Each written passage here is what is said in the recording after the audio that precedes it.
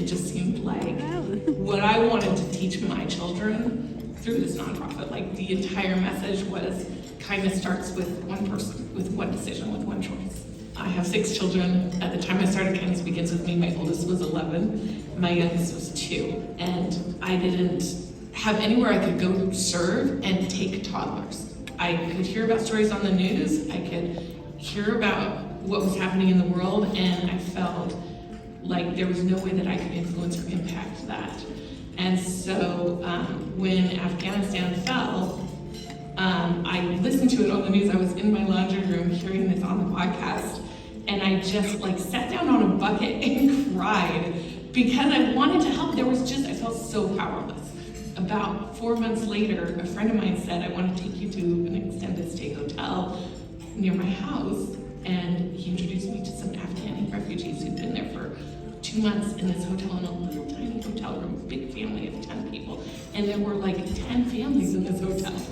And there weren't any parks close by, there weren't any grocery stores close by, so I was like, well, how about we all go to the park? And they said, sure.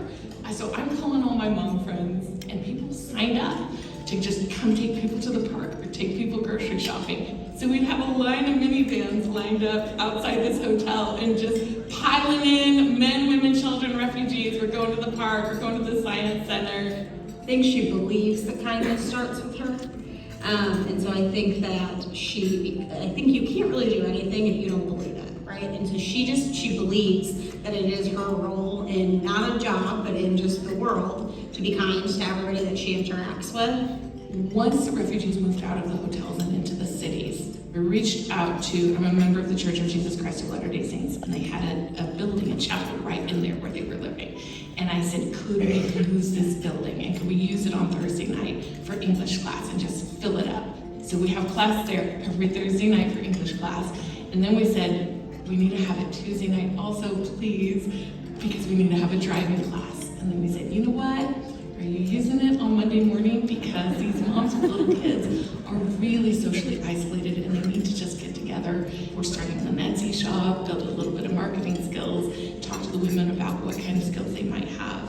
A little bit of parenting workshops happening there as well. Letty is a great example of how we continue to get new volunteers, because look at this person who is raising this whole family of her own and has all of these things going on and still makes the time every week to really embody that idea that the kindness starts with her, and so she's going to give up 4 hours on Thursday night every week to be there for English class. When you shine brighter, you give others permission to shine bright and to do great things. I don't know what I'm doing, but why not?